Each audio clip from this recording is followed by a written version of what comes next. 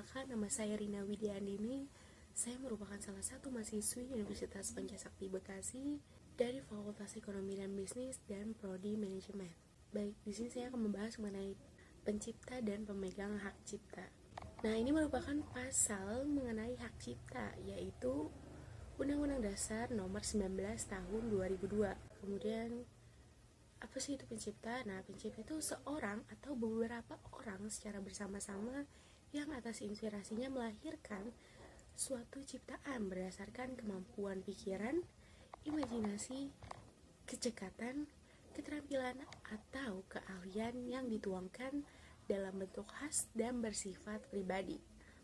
Jadi, contoh simpelnya, menurut saya pencipta itu merupakan orang yang menciptakan sesuatu pikiran, imajinasi, keahlian, atau apapun itu, dan dalam bentuk apapun yang dihasilkan dari diri sendiri. Itu merupakan pengertian dari pencipta. Kemudian selanjutnya pemegang hak cipta. Pencipta sebagai pemilik hak cipta atau pihak yang menerima hak tersebut dari pencipta, atau pihak lain yang menerima lebih lanjut hak dari pihak yang menerima hak tersebut.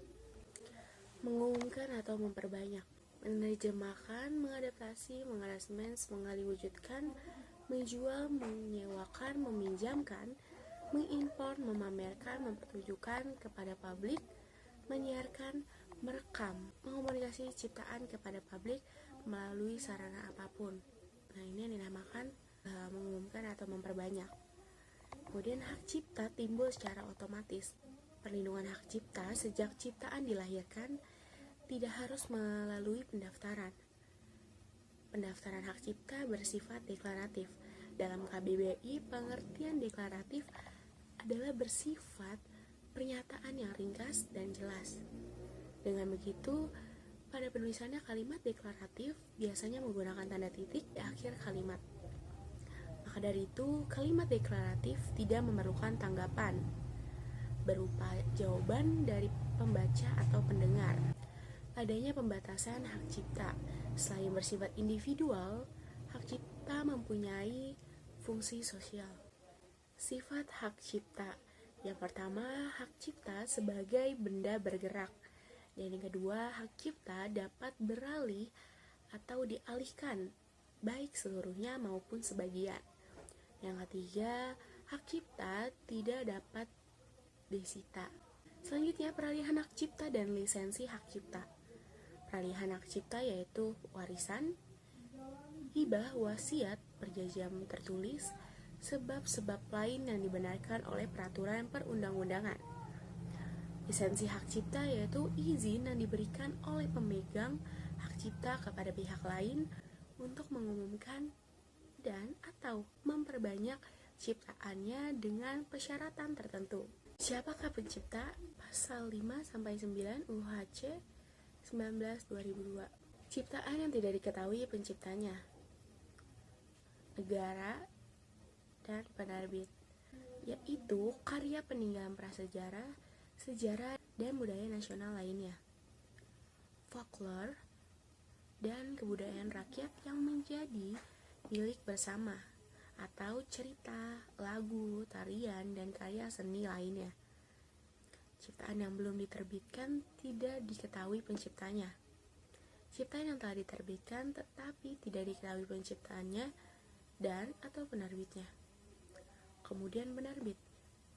Ciptaan yang telah diterbitkan tetapi tidak diketahui penciptanya atau pada ciptaan tersebut hanya tertera nama samaran penciptanya. Nah, selanjutnya ada ciptaan yang dilindungi.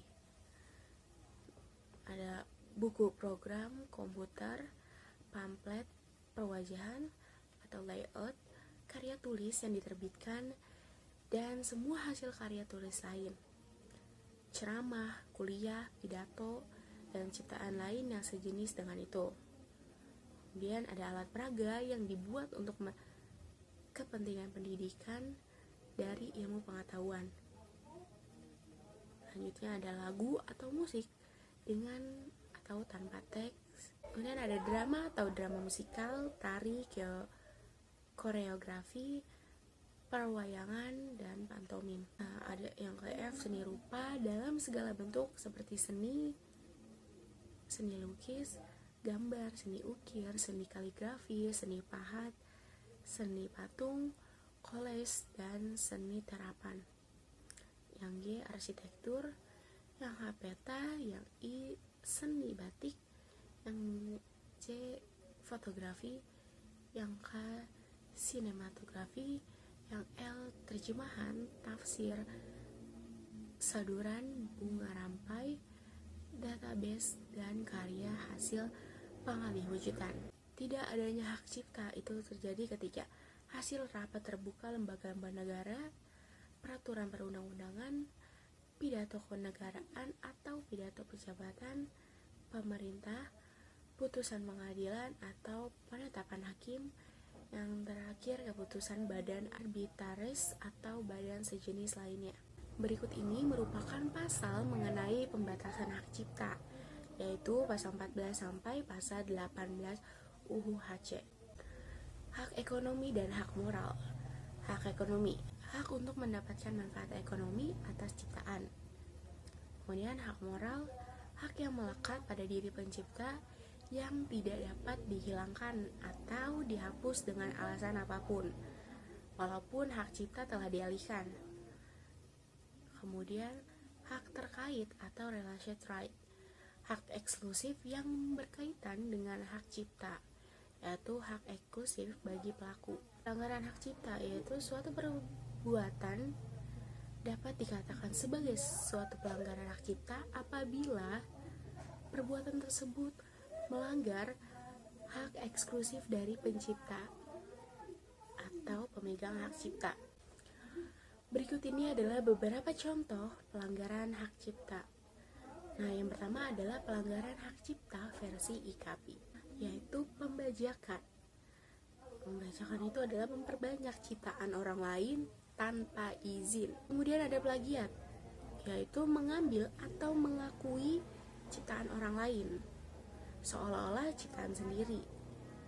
Kemudian yang selanjutnya adalah bentuk pelanggaran hak cipta versi asiri, yaitu counterfeit atau memperbanyak album yang laku di pasaran dengan meniru persis cover dan kemasannya. Kemudian pirate atau mengumpulkan lagu-lagu yang laku di pasaran dalam satu album atau album seleksi. Kemudian ada bootleg, yaitu merekam atau pertunjukan langsung atau live show. Nah, tadi merupakan contoh pelanggaran sederhana yang mungkin sering kalian dengar di sekitar kalian. Kemudian kita lanjut mengenai penyelesaian sengketa hak cipta. Lalu, bagaimana penyelesaian sengketa hak cipta? Pencipta atau ahli warisnya dapat mengajukan gugatan ganti rugi atas pelanggaran hak moral pencipta. Kemudian pemegang hak cipta berhak mengajukan gugatan ganti rugi atas pelanggaran hak cipta. Kemudian hak cipta mengajukan gugatan pencipta atau pemegang hak cipta, tidak mengurangi hak negara untuk melakukan tuntutan pidana pelanggaran hak cipta. Kemudian tindakan pidana bidang hak cipta dikategorikan sebagai tindakan kejahatan. Tindakan pidana bidang hak cipta merupakan delik biasa. Kemudian lingkup berlakunya UU HC 2002. Semua ciptaan warga negara, penduduk, dan badan hukum Indonesia. Semua ciptaan bukan warga negara, bukan penduduk, dan bukan badan hukum Indonesia. Yang diumumkan untuk pertama kali di Indonesia, negara yang mempunyai perjanjian bilateral mengenai perlindungan hak cipta dengan negara Republik Indonesia atau negaranya, dan negara Republik Indonesia merupakan pihak atau peserta dalam perjanjian multilateral yang sama mengenai perlindungan hak cipta. Baik, sekian dari saya. Terima kasih. Jika ada salah-salah kata atau salah pengucapan, mohon dimaafkan. Wassalamualaikum warahmatullahi wabarakatuh. Jangan lupa like, subscribe, and share ke teman-teman kalian. Bye-bye.